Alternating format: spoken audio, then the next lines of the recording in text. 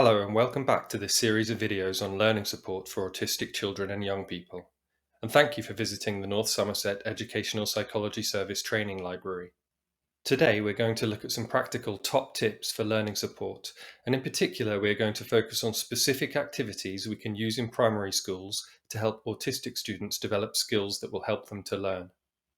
Rather than talking about how to add up or how to write their name, we're looking at the underlying skills which help children develop specific academic skills. We might call these underlying skills skills for learning.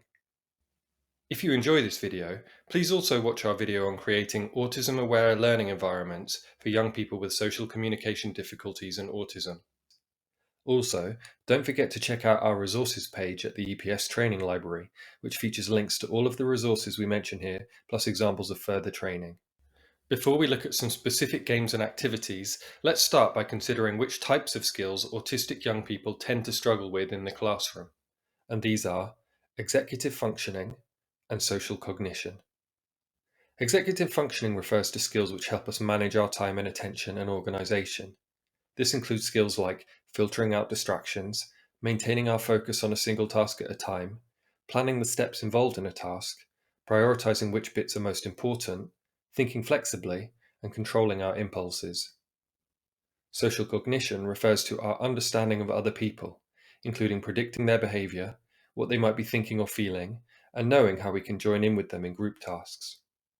So let's take a closer look at executive functioning and some of the activities we can use to develop children's executive functioning skills, including attention games, impulse control games, and pretend play.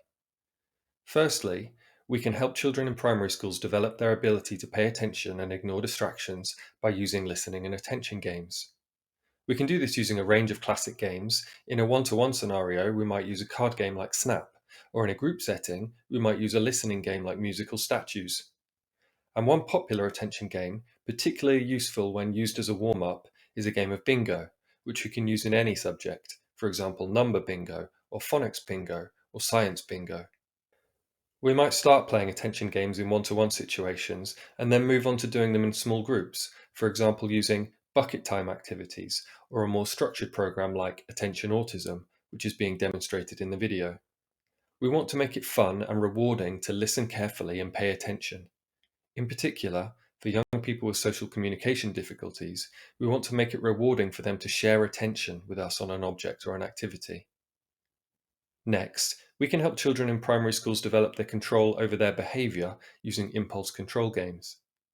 Some common examples for younger children include Follow the Leader, Red Light, Green Light, What's the Time, Mr. Wolf, and Simon Says. We can play games like this in the classroom, but they're especially fun to play outdoors at break times or during PE warm-ups. For older children, lots of classic board games like Connect 4 teach impulse control skills. In order to take part in board games, children need to control their impulses, for example by learning to follow the rules and waiting their turn. Impulse control games are all about helping children manage their own behavior. If we can make it fun and rewarding for children to have to stop and think, we teach them a valuable skill of controlling their impulses. During Simon Says, for example, we have to combine impulse control with listening carefully to instructions, which is why it's been such a popular children's game for so many years.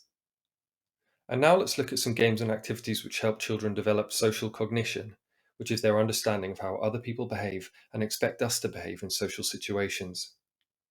The first example of this is imitation or copying games. These games have a variety of forms, from copying movements like waving, to copying the way we arrange toys, to copying the way we build a tower. We might start teaching imitation games by copying the way children play. When they have noticed that we are copying them, we might change our actions and see if they copy us. For older students, we may wish to use Lego model building, for example, where we start by copying the student's model before asking them to copy ours. Some students with social communication difficulties in primary schools will already have an awareness of when they are being copied, but some of them won't. For these students, a crucial building block in their social skills is the development of shared attention, which is when play moves on from a solitary activity to a cooperative one. In the video on screen are examples of an intensive interaction approach, which is being used to introduce reciprocal, back and forth versions of turn-taking during play.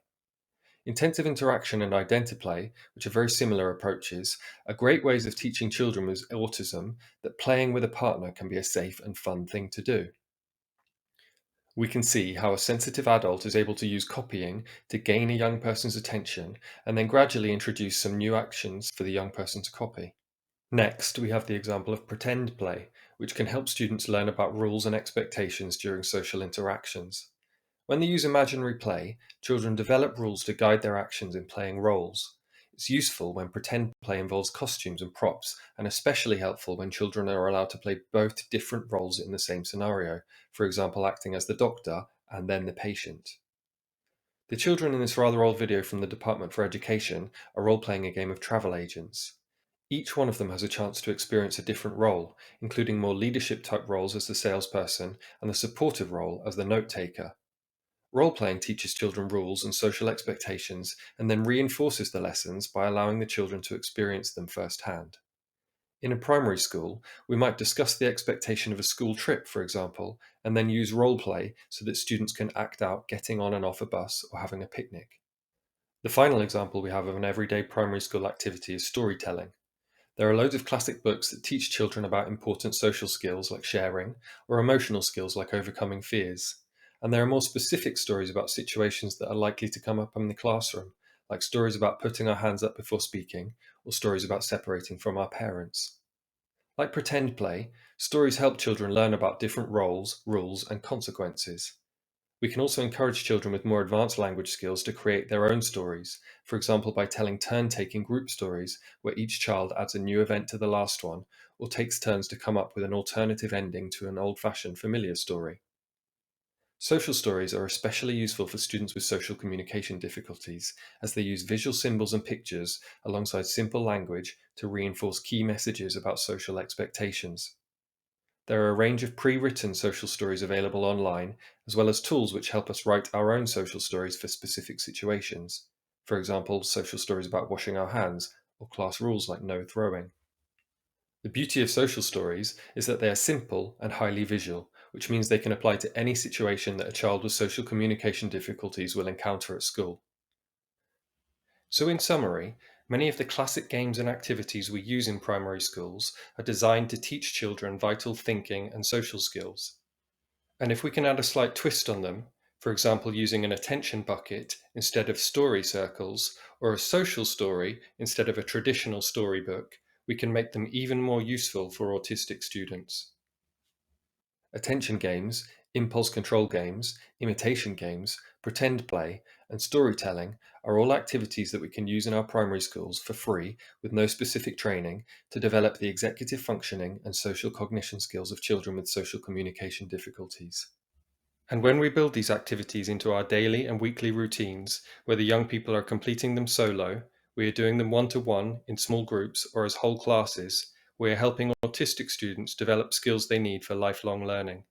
Thank you for listening, and we hope you found this video series useful and relevant to your role.